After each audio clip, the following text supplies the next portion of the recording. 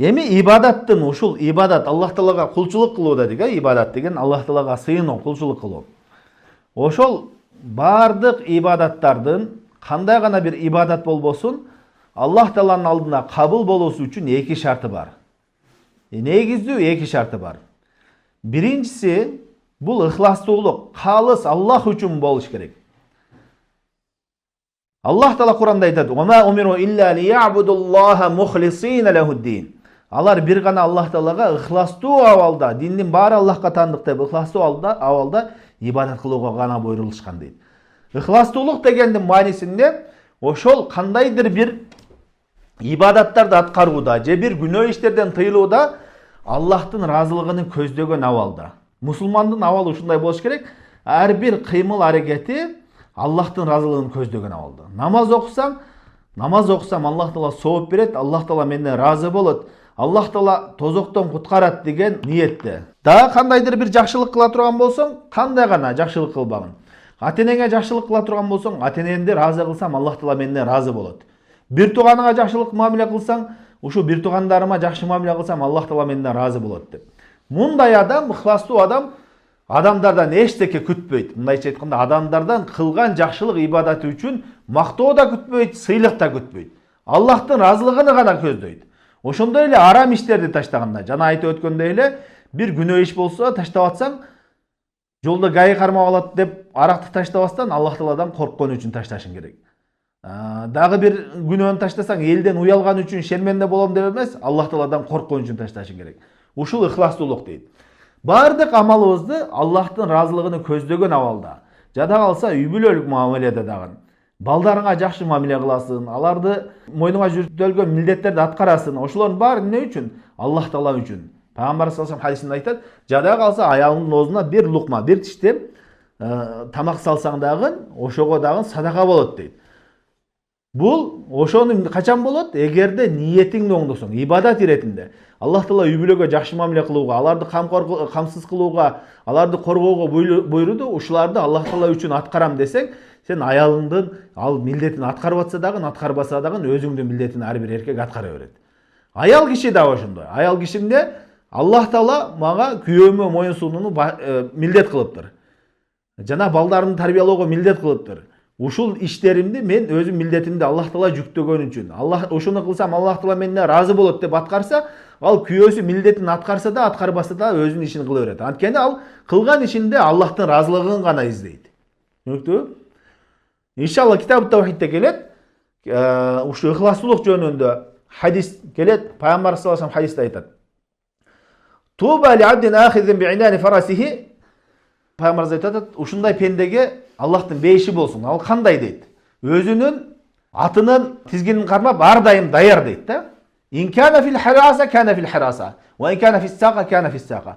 Аны дейт, аскерде болгон болсо, аны кароосулукка коюп койсо, кароосулукта да тура берет. Аны суу ташыганга коюп койсо, суу ташыганга да тура берет дейт. Ага айырмасы жок. Анткени ал эмне? Өзүнүн милдетин аткарып атат, ошол кылган ишинде Аллах Тааланын ыраазылыгын издеп атат. Мен ушул аскерлерди суу ташып, суу карсам Аллах Таала менден ыраазы болобу? Демек мен ошол ишти кыла берем. Мен кароочулук кылып, аскерлерди коргоп турсам, Аллах Таала менден ыраазы болобу? Анда мен ошону кыла берем. Биз көпчүлүгүбүз нафсыбыз бузулгандан эмне? Бир жакшыраак орун бербесе, жакшыраак иш бербесе, өзүңдүн ордуңду таппай калсаң эле нааразычылык баштайт. Анткени эмне? Ыхласыбызда туура эмес нерселер бар. Түшүнүктүбү? Кандай жерде болбогун, каяка болбогун, эң негиздүүсү Аллах Таала ыраазы боло турган иш болсо, ошол болду. Ошон үчүн Аллах Таала Куранда айтат: "Кул инна салати ва нуски ва махяя ва мамати лиллахи раббил аламин ла шарика ла." Айтканым, чынында менин намазым да, курбандыгым да, жашоом да, өлүмүм да калыс, жалгыз Аллах үчүн, ага эч бир шерик жок дейт. Биздин жашообузда ар бир кыймылыбыз Аллахтын ыраазылыгын издеген абалда болуш керек. Мына ушул ар бир ибадаттын кабыл болуучу эң негизги шарты. Эгерде ыхластуулук жок болсо, эл көрсүн үчүн болсо, бирөөдөн уялган үчүн кылып аткан болсоң, же бир дүнүйөлүк максаттарга жетиш үчүн кылып аткан болсоң, анда ал ибадаттардан пайдасы жок. Экинчи шарты болсо, бул ошол ибадаттар пайгамбарыбыз саллаллаху алейхи вассалам кандай көргөзгөн болсо, ошондой болуш керек. Тагыраак айтканда, шариатта ошону ибадат деп шариат үгүттөгөн, шариат буйруган амалдар болгон болсо, мына ошолор гана ибадат болуп эсептелет. Эгерде шарият көрсөтпөгөн жол менен боло турган болсо, анда ал ибадаттар канчалык көп болсо дагы кабыл болбойт. Адамдын мээнетине, ыхласына каралбайт анда. Кээ бирлер бар да, ушунча ыхластуу, ушунча мээнет кылып атат, кантип эле ушу кабыл болбойт дейт. Ал канчалык мээнет кылсаң дагы туура эмес курулган болсо ал болбойт. Мисал үчүн бир адам айтса, мен тиги кедейлерге садака кылгым келет, көп садака кылгым келет. Канчалаган кедейлер кыйналып жүрөт. Ошол кедейлерге бирок мен садака кылайын десем акчам жок. Мен ошон үчүн байларды, жанагы сараң байлар бар го, акча чыгарбаган, ошолордун акчаларын урдайм дагы, анан кедейлерге садака кылам десе, эмне болот? Кабыл болобу, болбойбу? Аны Аллах Тааланын алдында эмес, бизде закондо да кабыл кылбайсың аны. Уруу дейсиң аны. Чынбы? Ошондой эле бирөө айтса, мен бузукулук иштер менен, туура эмес жолдор менен акча табып садака кылам десе, ал дагы кабыл болбойт. Кээ биркилер айтат, күнөө иштерин тыйсаң, сүткорлук менен иштейт, арам иштер менен иштейт. Могу арам бул жолу менен болбойт десе, зато эмне дейт? Мен көп садака кылам дейт. Көп садака кылганың менен ал жолуң адалдап албайсың ал. Ал садакаң арамдан келген нерсе кабыл болбойт. Пайгамбар саллаллаху алейхи хадисте айтат: "Инна Аллаха таала тайибун ла якбалу илля тайибан." Чынында Аллах Таала таза зат дейт. Таза зат, ал эмне? Таза нерсени гана кабыл кылат дейт.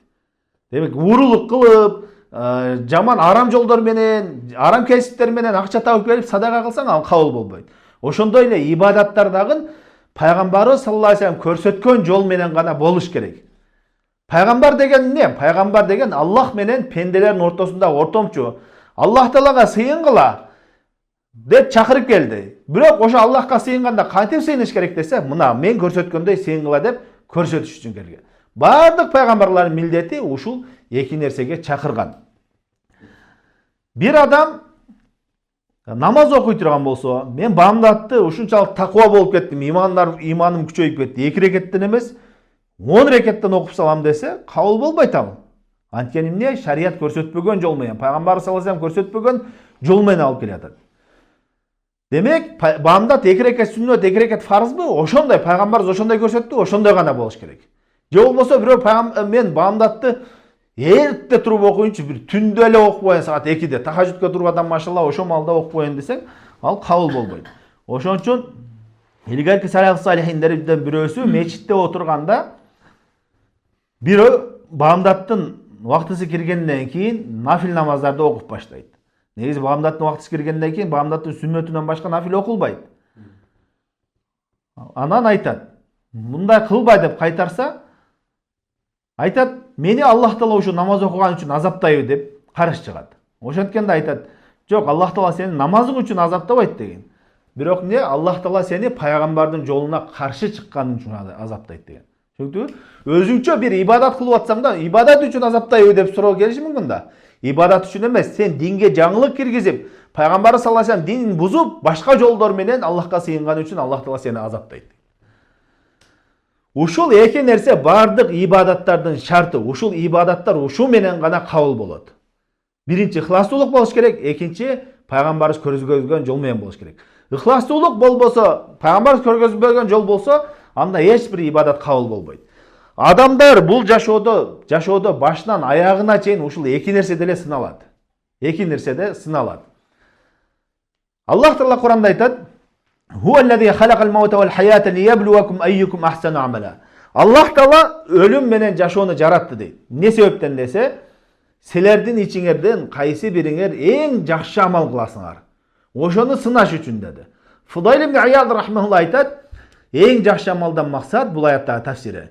Ахласуху ва асвабуху. Эң ыхластуусу жана эң туура болгондугу дейт. Эгерде ыхластуу болуп, сүннөткө ылайыктуу болбосо ал кабыл болбойт деген. Ошондой эле сүннөткө ылайыктуу болуп, ыхластуу болбосо дагы кабыл болбойт деген.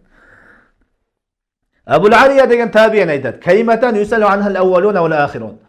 Эки сөздөн илгеркилер дагы, адам атадан баштап акыркы үммөткө чейин суралат дейт. Кайсы нерселер? Маза кунтум табудун ва маза ажабтум мурсалин. Силер кимге сыйындыңар, кандай сыйындыңар? Сыйынган затыңар, ибадатыңарда ким үчүн кылдыңар? Аллах үчүнбү же башка нерсе үчүнбү? Жана ошондой эле пайгамбарларга кандай жооп бердиңер? Пайгамбарларды элчидиңерби же өзүңөр билгендей ибадат кылдыңарбы? Өзүңөр билгендей жашадыңарбы?